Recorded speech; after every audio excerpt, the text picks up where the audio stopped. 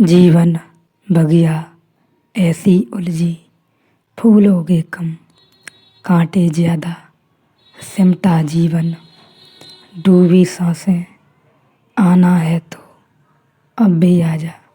यदि आपने अभी तक अंतिम अध्याय न देखा हो तो कृपया करके अंतिम अध्याय देखें, और यदि आप समझ सकें तो इस अध्याय को देखें। एक बौद्ध कथा है।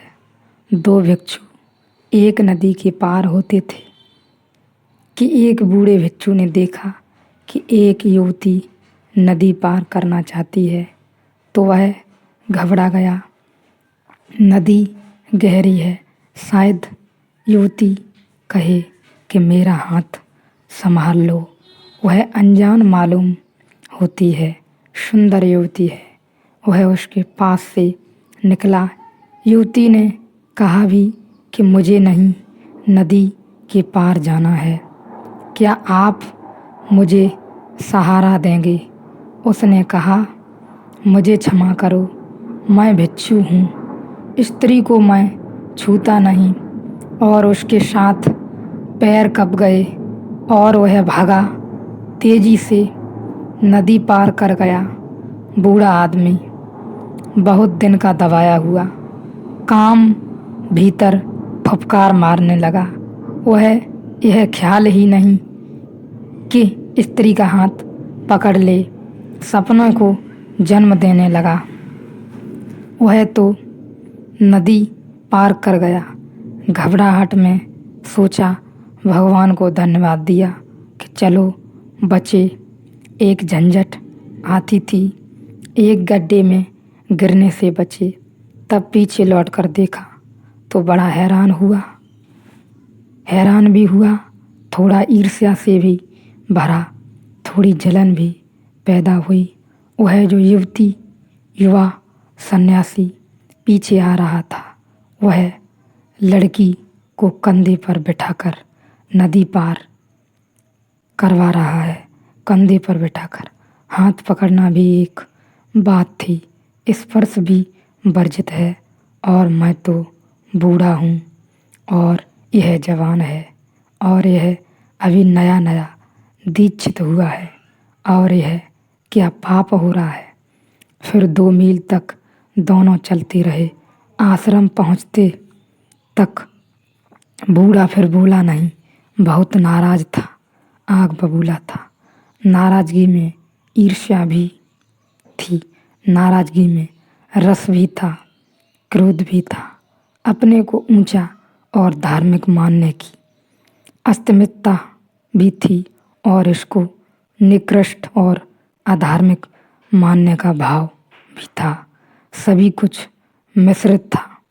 सीढ़ियाँ जब भी चढ़ने लगी आश्रम की, तब बूढ़े से रहा न गया। उसने कहा कि सुनो, मुझे गुरुजी से जाकर कहना ही पड़ेगा, क्योंकि यह तो नियम का उल्लंघन हुआ है। और तुम युवा हो और तुमने स्त्री को कंधे पर बिठाया। स्त्री सुंदर भी थी। उस युवा ने कहा, आप भी आश्चर्य की बात कर रहे हैं, मैं तो उस स्त्री को नदी के किनारे उतार भी आया, क्या आप उसे अब भी अपने कंधे पर लिए हुए हैं? अब भी आप भूले नहीं 2 मील पीछे की बात आप अभी खींचे लिए जा रहे हैं।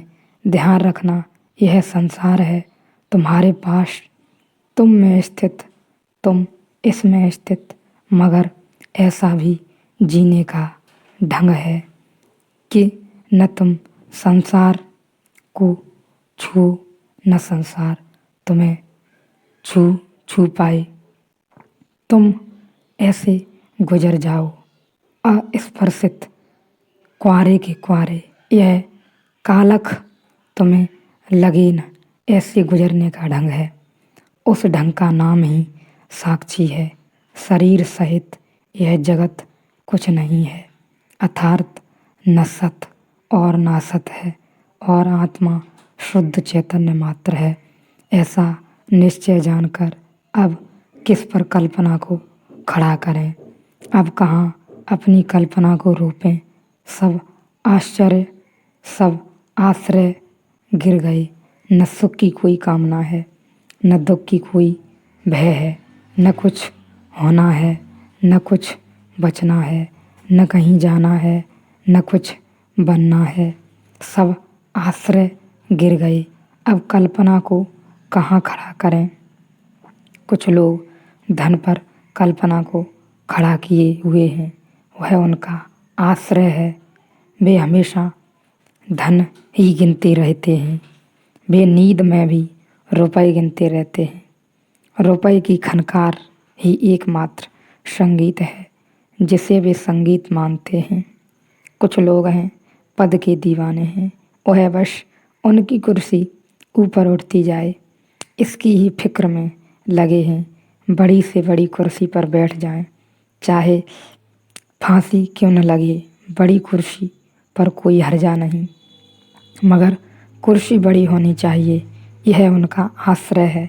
फिर कुछ लोग हैं जो स्वर्ग की कामना कर रहे हैं कि स्वर्ग में बैठेंगे। यहाँ क्या रखा है, यहाँ की कुर्सियाँ आज मिलती हैं, कल छिन जाती हैं। यहाँ बैठने में क्या सार है। बैठेंगे स्वर्ग में, वहाँ कल्प वृक्ष के नीचे बैठकर भोगेंगे दिल खोलकर। फिर समय का कोई बंधन नहीं, कोई सीमा नहीं, मगर ये सब आश्रय हैं मन के। ऐसा निश्चय जानकर अब किस किस पर कल्पना को खड़ा करें।